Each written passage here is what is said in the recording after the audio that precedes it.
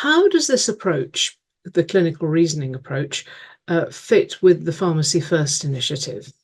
Well, I think hopefully it will help pharmacists establish the diagnosis with more confidence and more accuracy. Obviously, the Pharmacy First is a great addition to community pharmacy. It allows the pharmacist access to medicines which ordinarily would be prescription only and may mean a referral to a GP. So hopefully they'll be able to manage more conditions without having to refer and block up the GPs. The issue with Pharmacy First, though, you've still got to make that diagnosis. You've still got to get to the point that you are confident that you are dealing with condition X, and then you can use the Pharmacy First service to supply the appropriate medicine. So for me, the Pharmacy First is great in terms of management, but it's not necessarily accounting for the differential diagnosis. The pharmacist still has to do that. And this is where I think the book will help them. From what you've said, clinical reasoning is going to be very important to the further development of pharmacy practice. So should clinical reasoning be taught at undergraduate level? Well, I think clinical reasoning is creeping into undergraduate courses.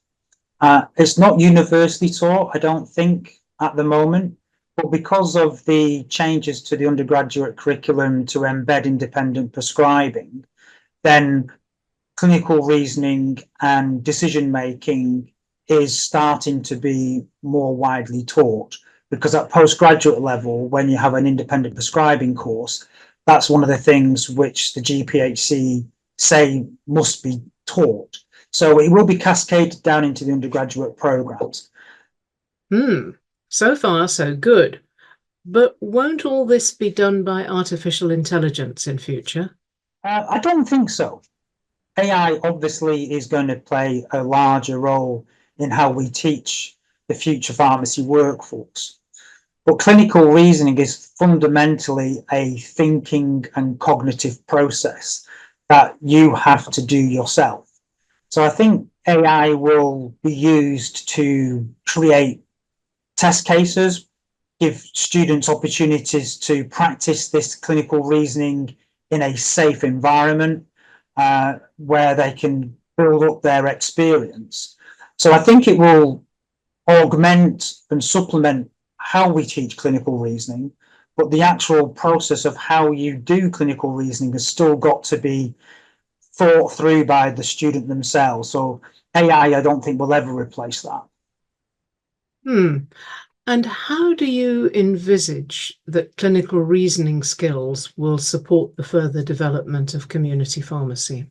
I think pharmacy have to embrace clinical reasoning for a couple of reasons. The first being that if we are going to move more and more to a clinical profession and be asked to do yet more things, and things like the Pharmacy First service is probably going to be extended, then the way in which pharmacists arrive at a differential diagnosis is going to be more scrutinised. And people like general practitioners who have been taught clinical reasoning as part of the way they make a diagnosis, I think will see that pharmacists are approaching that type of activity in the same way that they would. So it gives pharmacists a little bit more credibility, I think, because pharmacists will be taught the same way that GPs are. GPs will therefore maybe have more confidence in what we're doing because we're adopting the same approach. To take this a little further, then, clinical reasoning is in some ways a new activity for community pharmacists. So they will not be experts for a little while yet. What are the challenges that you see here? Yeah, you're absolutely right. Clinical reasoning, to be very good at it, takes practice. And if you look at the literature, it talks about being a novice, moving through to expert practice. And how do you go from novice, i.e. not really use clinical reasoning much, to expert? Well, the key thing really is experience. The more clinical cases you see of a similar presentation, the more you become familiar with how that presents and you start moving away from novice to expert. The biggest challenge for pharmacists is how do you get that feedback as to know you're doing a good job? Okay, because if I'm unsure of the diagnosis, safe practice is I refer onward to normally the doctor.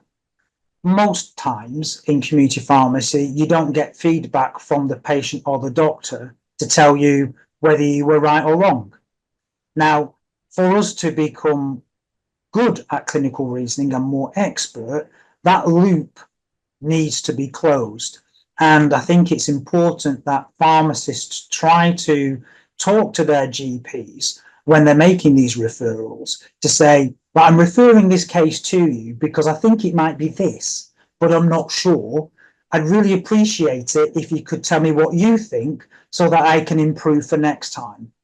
And by doing that, you are able to raise your ceiling of competence so that if you're there, but you get feedback on cases, over time, your ceiling of competence goes up and up and up, and you're able to treat more and more patients.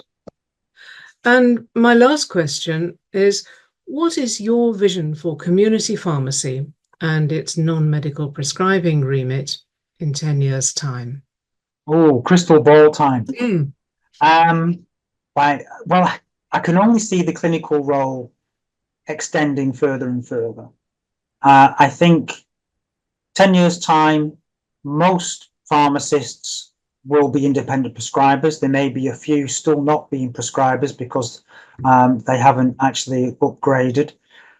But I can't see community pharmacy doing much dispensing.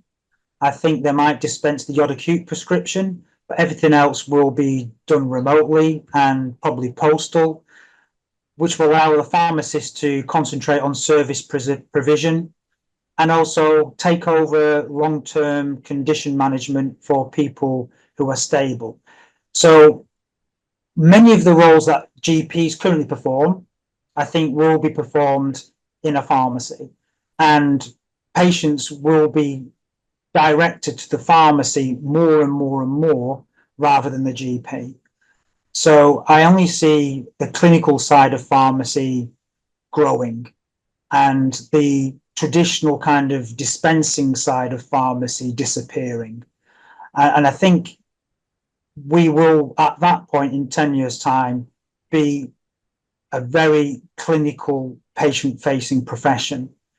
I think the digital side of pharmacy will increase, and that will hopefully allow greater communication between pharmacy and general practice services so they're better integrated. Professor Paul Rutter, thank you very much for talking to us about your insights and experiences in this important field, and of course your new book. That has been enormously interesting, and we look forward to seeing how it develops. For more information about Paul Rutter's work, please visit our website using the links in the description, and please subscribe for more videos, news and journals. For updates straight to your inbox, please follow the links below. And thanks for watching.